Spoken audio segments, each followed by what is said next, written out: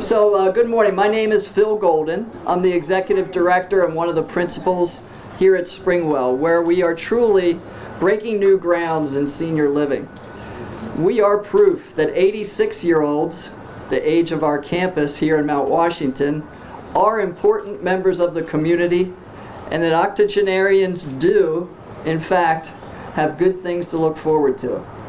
Especially at Springwell, where not only are we starting construction on a modern, new independent living building as part of our repositioning, we've also recently entered into an innovative strategic partnership with a major local health system, LifeBridge Health. And these two initiatives allow us to further elevate our hospitality and care services to more independent living, assisted living, and memory care residents. And we believe these initiatives will help assure that Springwell can serve those customers for generations to come, while remaining a good neighbor to the surrounding area. Good things indeed. And that's not to mention the cruise ship lifestyle or the boutique hotel with healthcare feel that makes this a warm, vibrant place to live and work each day. We are really thrilled that so many of you, friends, colleagues, partners in care, elected officials, and members of the press chose to start your day with us. It's great to see you. It's much appreciated. I want to first thank all of our elected officials who are here today. As I call your name, if you could just please raise your hand so we can recognize you. Mayor Catherine E. Pugh. And we'll hear more from Mayor Pugh in just a bit. The Honorable Kiefer Mitchell, representing Governor Hogan's office. Senator Barbara Robinson. There she is. And the following delegates in alphabetical order. Delegate Angela Gibson. Welcome. Delegate Shelley Hedelman, front row. Delegate Sandy Rosenberg. Sandy. And representing Delegate Dana Stein, Ms. Norma Bosley. Welcome. And from our Baltimore City Council, we also have President Bernard Jack Young, front row. City Council member from our district here, Yitzi Schliefer. Welcome. And City Council member emeritus and a longtime friend of Springwell, Miss Ricky Spector. He rapped? Okay. And I'm sorry, Delegate Bilal Ali is also here. Welcome, Delegate. Any other elected officials? All right, we also wanted to say that two nearby community association presidents are here. Miss Lindsay White of our Mount Washington Improvement Association. And Miss Maxine Webb of the Glen Neighborhood Improvement Association. There she is. Thank you all for coming.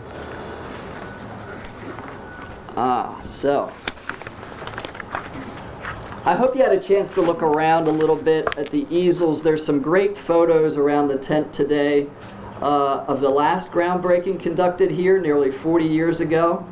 I think up front there was one of some happy diggers marking the start of the Overlook building, which stands just off to my left now. There's also a great shot of former Mayor William Donald Schaefer standing at this very podium on a chilly November day in 1978 when the groundbreaking occurred for the Overlook building. We're delighted that the current mayor of Baltimore is here to continue that tradition on a gloriously much nicer day. Catherine E. Pugh is the 50th mayor of the city of Baltimore. She served in public office for more than 15 years, offering an innovative voice at the intersection of business, urban development, politics, and culture. She's a successful author, entrepreneur, and educator whose astute, bipartisan approach has catapulted her into various leadership positions. Among them are terms as a Baltimore City Councilwoman, a member of the Maryland House of Delegates, and the Majority Leader of the Maryland State Senate. She is the former president of the National Black Caucus of State Legislators and has been recognized for her commitment to diversity by such organizations as the Small Business Administration, the NAACP, and the African Methodist Episcopal Church. Mayor Pugh holds undergraduate and MBA degrees from Morgan State University, and it's our pleasure, and I ask you to join me in welcoming Mayor Pugh to Springwell.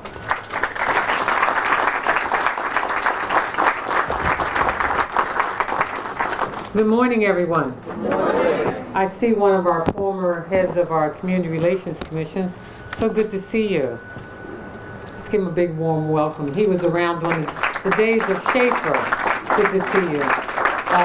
Let me just say it's really an honor and a privilege to stand here at this podium 40 years later, the same podium that one of my great heroes stood at. And just to say the LifeBridge Health and Springwell Senior Living Center, where there are going to be 99 independent seniors living in this building. We thank you. We thank you for allowing our seniors to have a place that they can live in, a place they can call home, and a place that any of us would be proud to live. Today also marks the beginning of a groundbreaking new partnership between Springwell and LifeBridge to ensure these residents have an exceptional way of living, close proximity to just some of the greatest attributes of our city. We know that you will enjoy it being here.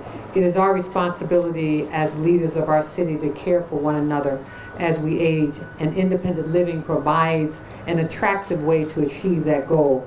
Apartments such as the ones that are being built here will allow our seniors to live an active, fun-filled lifestyle with easy access to leisure and social activities. We expect all of you all to be at the Preakness. Planned senior living doesn't mean that you have to surrender your independence. We don't expect you to have to do that. In fact, this should make it easier. And we all know that residents of Springwell are very involved in their communities and want to continue to be engaged. Aging doesn't mean that you give up on life. Aging means that you want to be comfortable as you continue life. And we know that the residents of Springwell will be able to do that. For 86 years, this land has provided a home for seniors, and rumors have it that it once housed Civil War orphans and widows. And again, I'm just grateful to stand here at this podium. And I'm also grateful for the 99 senior independent living facilities that are going to be provided here. Let me just say again, thank you, Springwell and LifeBridge, for making golden years the best for seniors in Baltimore. Thank you for partnering. Thank you for understanding that we always can do better in Baltimore, and you all are showing that you can do that. Thank you so much. Bless everyone.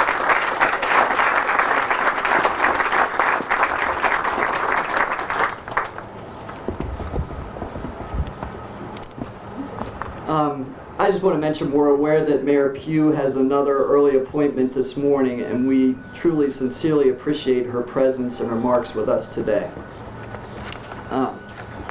We've been working with some talented colleagues for a long time on the next evolution for this campus. We still have a long way to go, but it's been a concerted team effort. And before introducing our next speaker, we want to recognize members of the development team who could be with us today. First, a bit more history in introducing the person at the top of that list. A metal banner at the top of the main building's cupola here says this campus was born in 1931. Its founders actually raised $300,000 to start a retirement home in 1929. Thankfully, they didn't invest it in the stock market, which declined 40% shortly after and triggered the Great Depression. Instead, they had vision and faith to start a new venture that would serve people, which it did successfully for about 75 years before some management distractions let it fall into disrepair, shortly before the country's worst economic downturn since 1929. Along came a very important person in the history of this place, John Shea, without whom none of us would be celebrating this next chapter of the campus.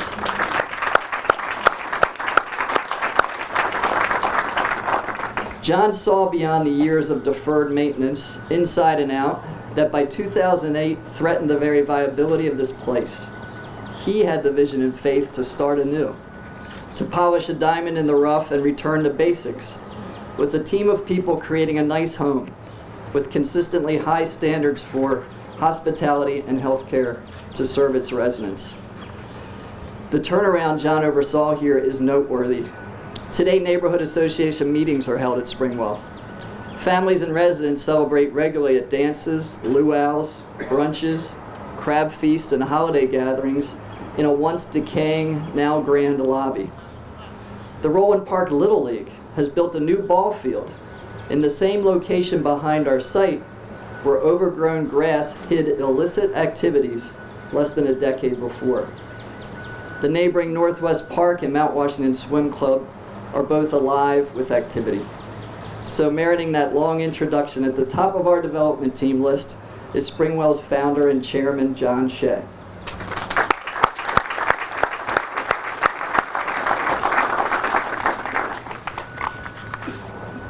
All right. From our architect and interior designers, RLPS of Lancaster, Pennsylvania, a firm which specializes in senior living communities, we're happy to have Sanjan Mujan, Chris Linke, the project architect, and Mike Martin, one of the principals there. Thank you, guys.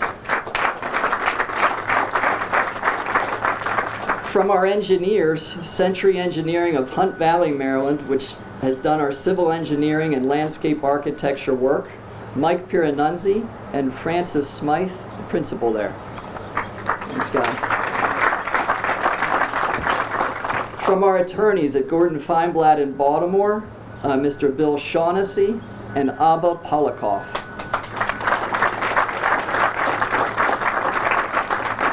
And from our builders, Wolson Construction, their president Gary Langmuir came down from Lancaster, Pennsylvania, where they're headquartered.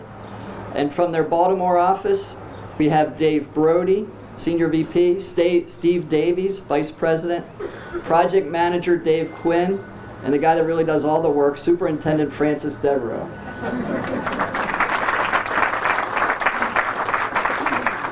And last but not least, our bankers from BB&T Bank, Senior VPs Michael Cox, John Murky, Bob Whalen, and retired Senior VP Bruce McLean. Welcome, guys.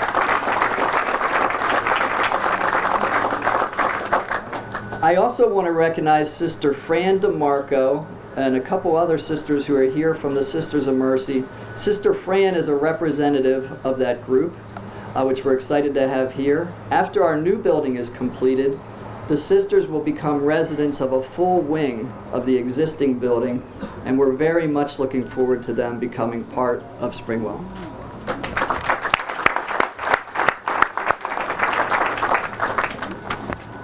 Okay, as I mentioned earlier, Springwell recently entered into a strategic partnership with LifeBridge Health that we couldn't be more pleased about. Through our many discussions with their leadership team, we know their organization is a pillar of the Baltimore community, which shares our dedication to excellence and quality service. We're delighted to have Neil Meltzer here from LifeBridge, among others.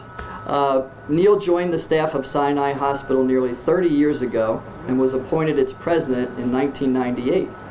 In 2013, Neil was appointed president and CEO for LifeBridge Health, a system which includes Sinai, Northwest Hospital, Carroll Hospital, and Levendale, in addition to other programs and partnerships. Besides that role, which no doubt keeps him busy, Neil is highly involved in the community, serving on the Maryland Hospital Association's Executive Committee and on workforce investment efforts at the city, state, and national levels. He's also a member of the board at Notre Dame of Maryland University, the Greater Baltimore Committee, and the University of Maryland School of Public Health. Please join me in welcoming Neil Meltzer. Thank you. Good morning, everyone. Thank you, John, and welcome, Mayor, and other honored guests. I'm very honored and pleased to be able to be here with you this morning and represent LifeBridge Health. But joining me today are Board Chair Jason Blavitt. I'm just going to ask these folks to raise their hand, because we've got a nice group from LifeBridge Health. Jason Blavitt, the Board Chair, the Vice Chair, Barry Levin, David Kraski, our Chief Financial Officer, Steve Whitman, our Vice President for Finance, James Rowe-Bierge, our Vice President for Capital Improvements, and Abba Polikoff, the incoming board chair for Levendale. So we're delighted to be here with you this morning. Now, while our partnership with Springwell is just over 2 months old, we're very happy with how our partnership has already grown. It helps to have similar values and like-mindedness in our commitment to the communities we serve. Frankly, Springwell and LifeBridge share a very specific love and commitment to the community of Mount Washington and the city of Baltimore. And this groundbreaking today is the first and most significant step to date in what we know will be a long-standing positive partnership. We're so excited about the future of our partnership and continuing to serve the needs of the residents of Mount Washington, Baltimore, and the greater Baltimore community. We're just thankful for all of you being here with us this morning, and we look forward to a real exciting partnership as we go forward. Thank you.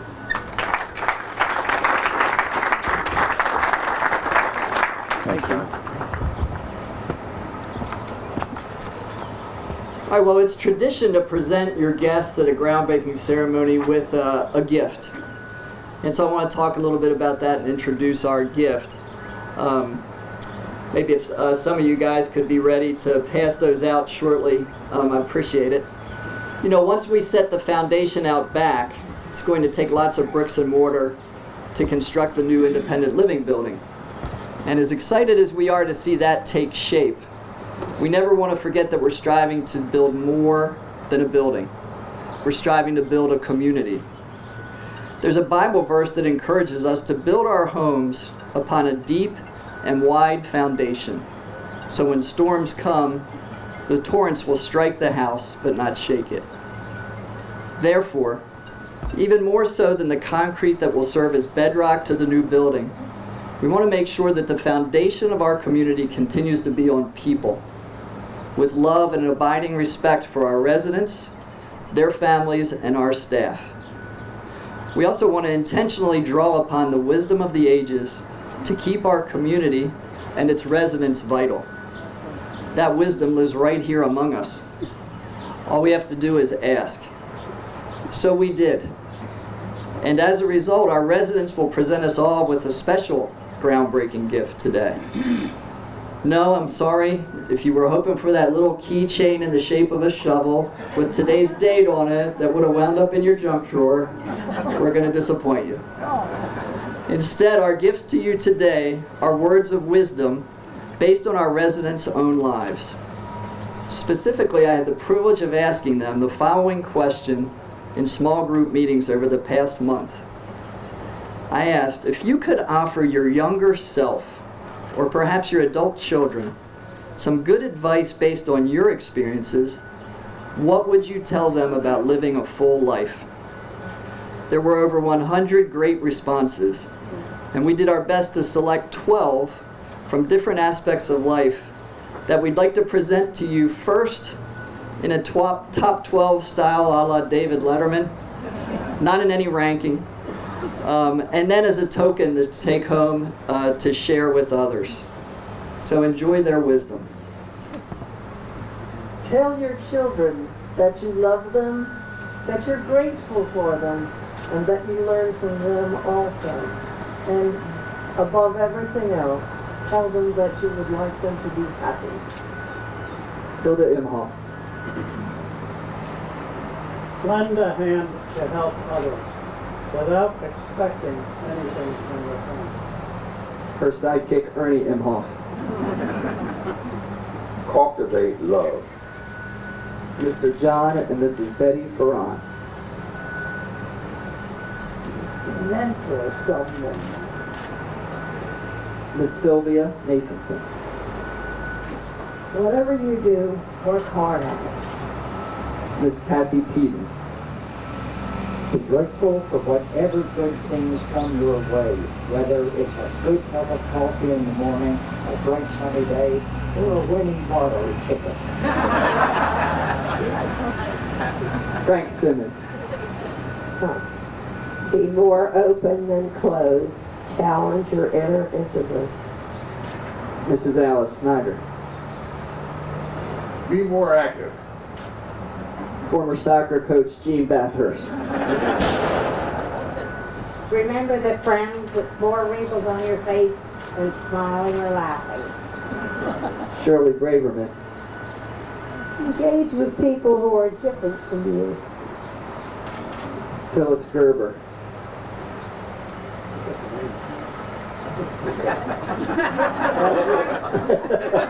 Health is number one, don't ignore it. Ray Watson, active pilot, 94 years old. 96.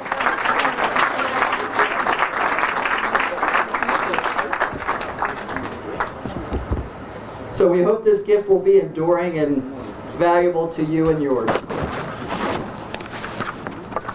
Now, as the last part of our program, I wanted to introduce our ceremonial diggers. We had a great shot with legislators earlier. These folks, if you could report to the silver shovels out back, we'll do a little digging and get another good photo. Representing residents of Springwell, Mr. Frank Simmons has been a Springwell resident for a long time, and he's become our de facto historian and archivist. When I need to know information about Springwell, I ask Frank.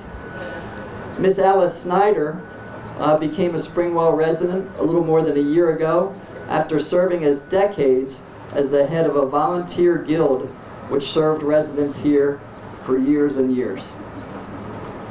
Among our staff members that we want to represent at the dig, Miss Anita Green. She's been a staff member from day one of Springwell. She's been our director of nursing. She's a licensed nurse who now heads up our memory care program. Rick Altland, another Springwell staff member, director of facilities, has been here from day one, knows the building inside and out, and treats it as if it was his very own. Representing our frontline hospitality and care staff, Miss Jean Bonds is a model of love and respect for our customers, along with hard work and consistency. She's one of many frontline staff who exemplify our mission. From our development team, can't build a building without the builder, Mr. Dave Brody from Wolson Construction, and our architect, Mr. Mike Martin of RLPS. And then representing ownership, of course, Mr. John Shea, Mr. Neil Meltzer, President and CEO of LifeBridge Health, Dave Krajewski, President of LifeBridge Health Partners, and myself. Again, we can't say thank you enough for taking the time to be here. We're going to do a little digging. Thank you very much.